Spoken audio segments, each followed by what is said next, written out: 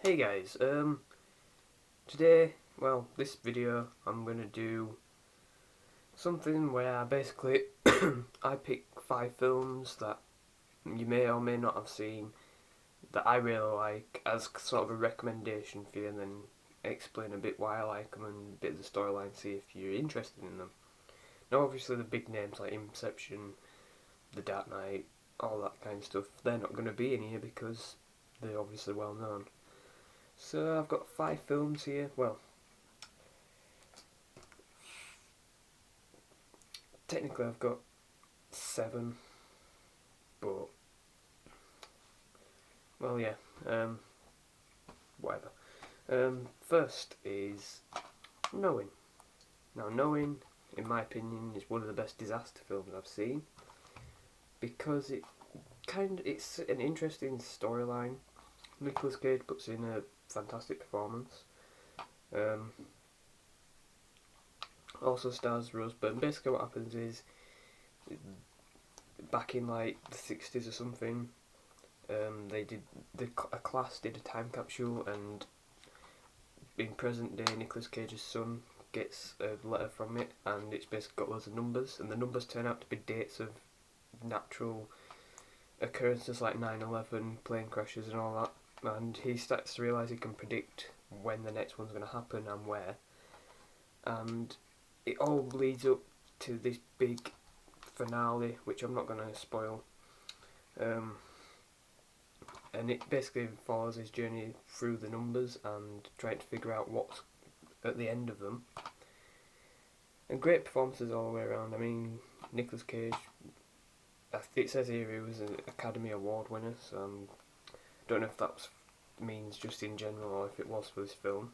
But yeah, absolutely brilliant, and one that I highly recommend because I don't think a lot of people have seen this. Most people usually just go for 2012, which is nothing compared to this in my opinion.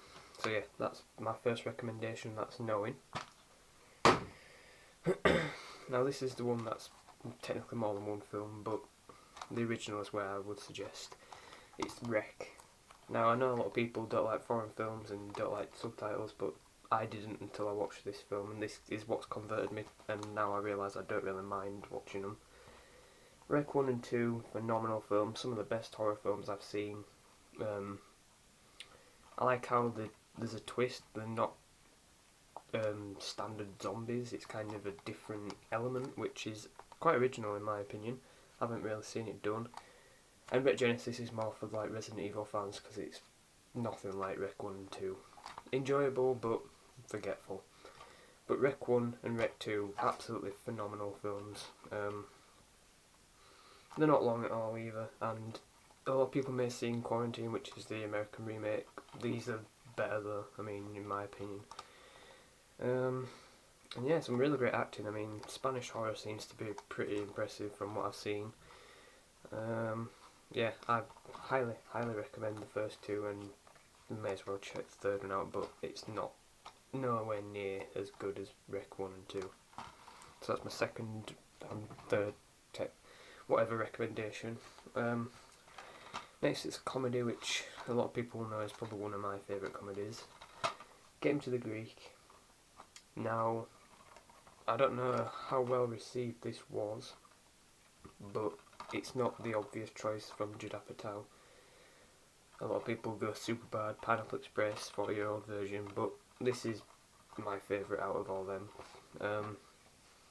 Great performances, great comedic performances, and I think it's P. Diddy, but it's Sean Combs as I know him.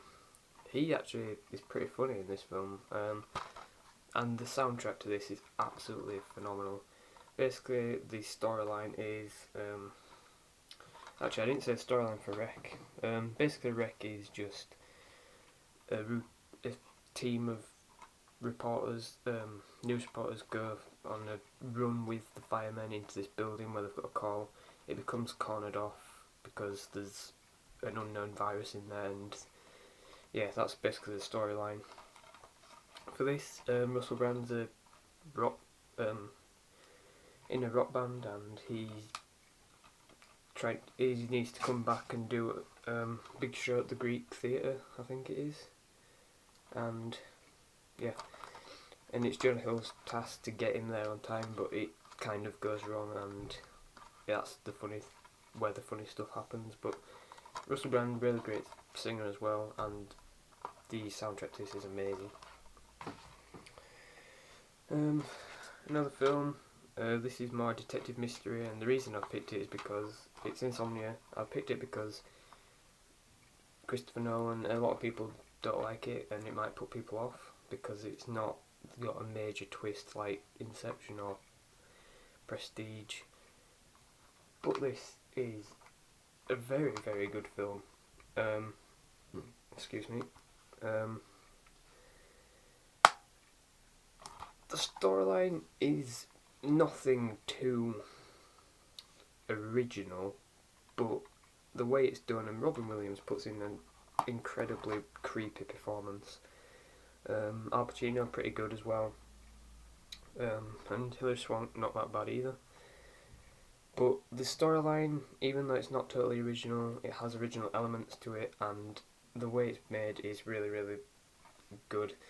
Basically, what the storyline is: two detectives, which one of them is Al Pacino, and he goes to this town and meets her, and his partner's kind of it says on the back, so this isn't a spoiler, his partner's killed, and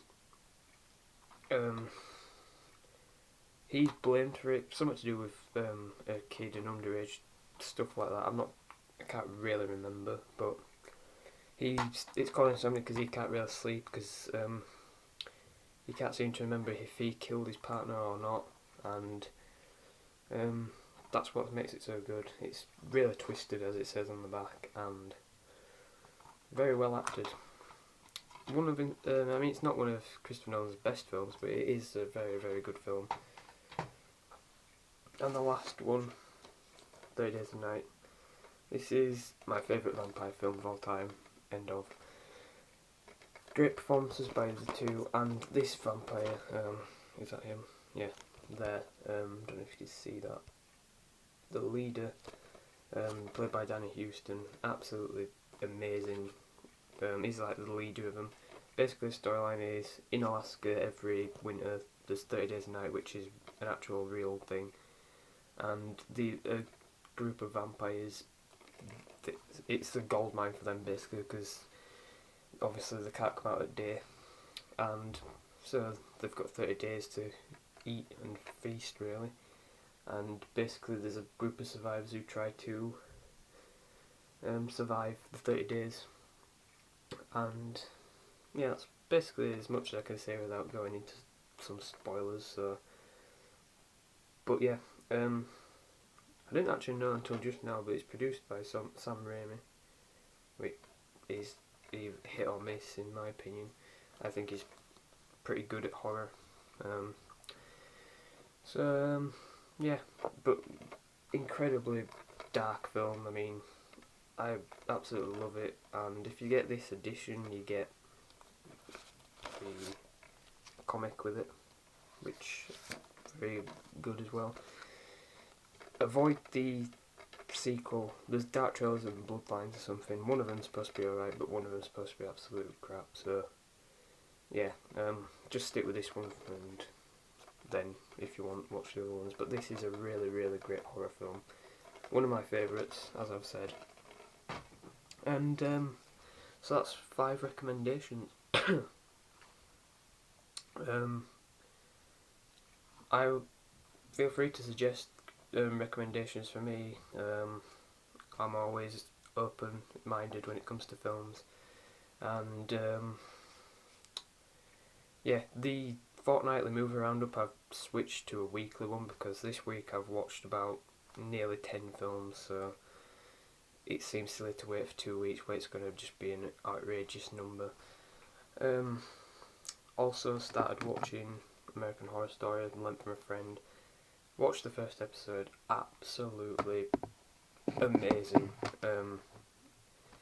Really, really dark, and I just love the style of it. I'm gonna watch another one or two today later on. So yeah, this has been 5 recommendations. Comment below, like, subscribe, and I'll see you guys in another video. Maybe another one today, because there's 2 already been uploaded, the best and worst, and another contest entry. So there may be another one after this, depending on if I've got time. So yeah, thanks for watching, and I'll see you guys in another one.